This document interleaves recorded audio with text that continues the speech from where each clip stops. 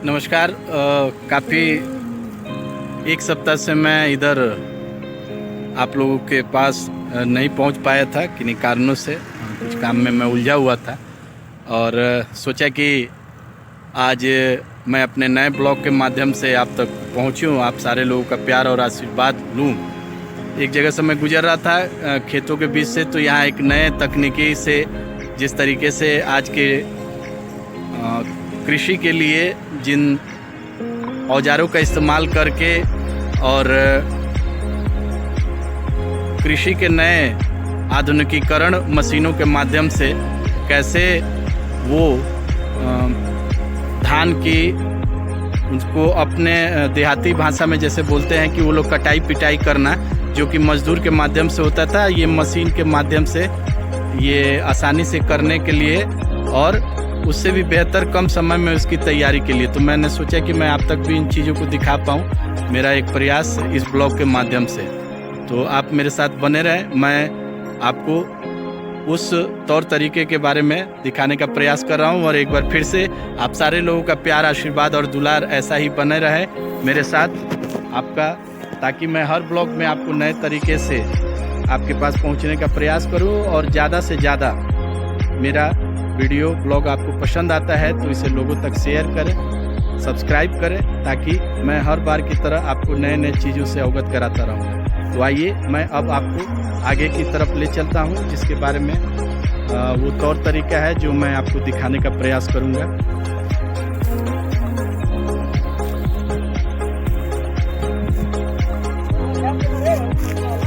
ये सामने जो ट्रैक्टर दिख रहा है ये अत्याधुनिक मशीन से लैस है। और आज के धान का, जैसे पहले मजदूर लोग क्या होता था कि मैं सामने आपको जो खेत दिखा रहा हूँ, इसमें पहले मजदूर लगते थे, धान की कटाई की जाती थी और उसके बाद उसको बोझा बांध के फिर कहीं दरवाजे पे या कहीं यथास्थान पे ले जाके और वहाँ वो लोग चौकी पे या किसी तरीके से उसको पीट के और वहाँ से धान निकालते थे। लेकिन इस मशीन के, इस ट्रैक्टर में आप देखें कि टेक्नोलॉजी है। और यहीं पे आप एक साइड में मैं आपको दिखाना चाहूँगा कि यहाँ पुआल साइड में, और ये धान आपका तैयार है। और इस धान के माध्यम से मजदूरों का क्या है कि कम समय में पहुँच पाते हैं और अपनी चीज़ों को और आसान करते हैं। इस ट्रैक्टर की बॉडी में ये लगा हुआ मशीन है।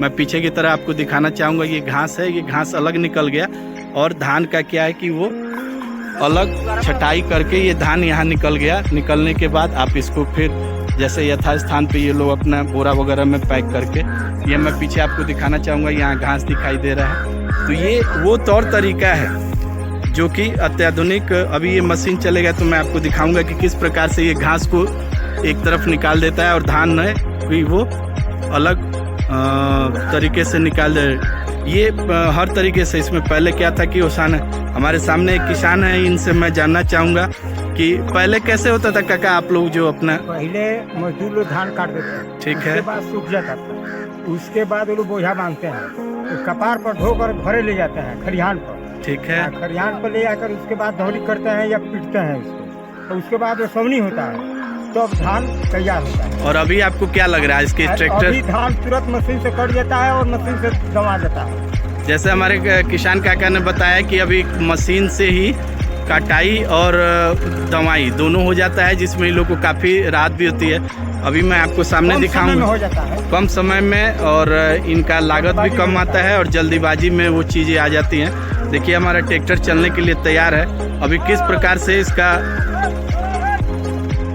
ये लोग बोझा को लगाएंगे और निकलेगा, मैं आपको अपने इस ब्लॉग के माध्यम से दिखाने का प्रयास करूँ।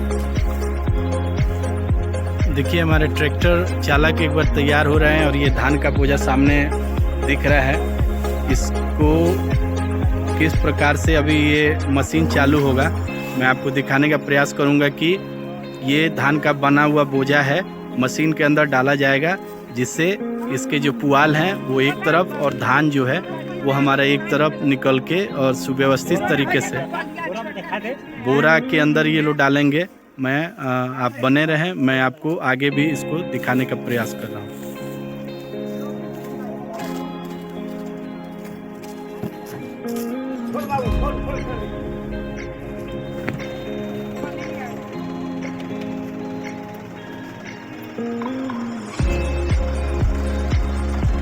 देखिए ट्रैक्टर हमारा चालू हो चुका है और किसान काका जो हैं ये इसके साथ खड़े हैं।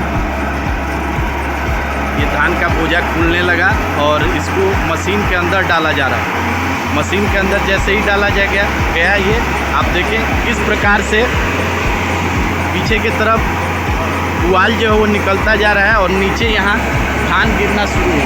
मैं आपको और करीब से दिखाने का प्रयास करूँ।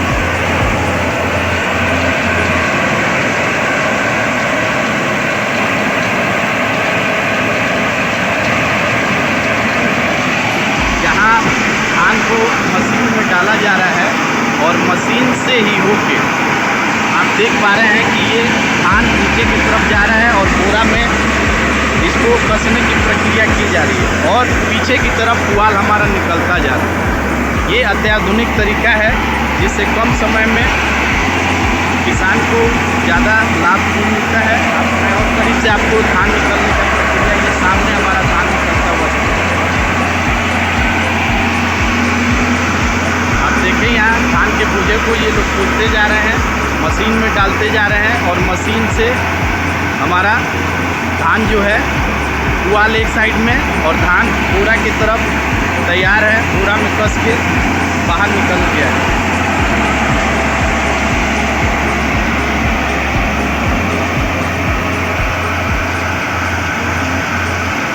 तो ये हमारा एक तरीका जिसको मैंने सोचा कि अपने ब्लॉग के माध्यम से आपको दिखा पाऊँ और लोगों को भी जानकारी दिला पाऊँ। हालांकि किसान जो भी हमारे हैं इस बात को जानते हैं और इस अत्याधुनिक तरीके के बारे में उनको इस प्रक्रिया के अंतर्गत अपने कम समय में कम लागत में खेतों में धान को तैयार करके और अपने घर ले जाने में काफ़ी सुविधा होती है इस मशीन के माध्यम से, जो मैं आपको सामने दिखाने का प्रयास कर रहा हूँ। हमारे किसान लगे हुए हैं और इसी तरीके से ये धान है या गेहूँ है, इनकी कटाई बुआई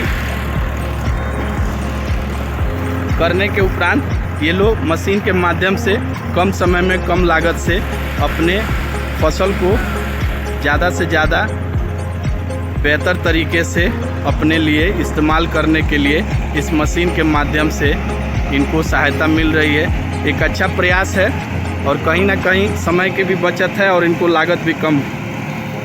मैंने सोचा कि मैं अपने इस ब्लॉग के माध्यम से आप तक अपनी इन चीज़ों को बता पाऊँ, दिखा पाऊँ, समझा पाऊँ। तो कैसा लगा आपको हमारा ये ब्लॉग, ये निर्भर करता है आपके सब्सक्राइब करने पे और ज़्यादा से ज़्यादा इसको शेयर करने पे। मैंने प्रयास किया कि इस ब्लॉग के माध्यम से इन तौर तरीका को भी दिखा पाऊँ ताकि आपको एक नए पद्धति, एक नए टेक्नोलॉजी के बारे में जानकारी मिल सके। मैंने जैसे आपको वहाँ दिखाया था, एक बार मैं फिर से दिखाना चाहूँगा। ये हमारा वो पुआल है, पुआल एक साइड में उस मशीन के माध्यम से निकल जाता है और धान को एक जगह ये लोग व्यवस्थित करते हैं और इसको फिर से बोरा में कस के अपने घरों में ले जाते हैं, जिससे कम समय में इनको कम लागत में इनकी फसल आप देखिए कितना तरीके से ये हमारा धान, इसको पहले जब ले जाते थे तो ये लोग पंखा वगैरह से गांव में चौकी वगैरह पे पीट के तब इस धान को निकालते थे, लेकिन इस मशीन के माध्यम से जो मैंने आपको दिखाया, इस विधि व्यवस्था से इनका काम बहुत ही आसान हो गया। कम समय में ज़्यादा से ज़्यादा इनको लागत भी इनका कम आता है और इनको ज़्यादा से ज़्यादा लाभ भी मिलता है। तो एक बार मैं फिर से आप सारे लोगों का प्यार और आशीर्वाद पाने के लिए लगातार ब्लॉग के माध्यम से बना रहूँगा।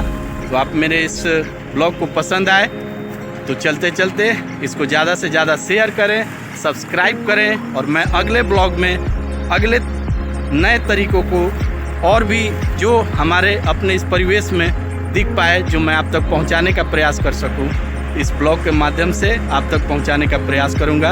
आप सबों का प्यारा दुलारा सत्येंद्र पांडे उर्फ सत्या बाबा, नमस्कार, धन्यवाद।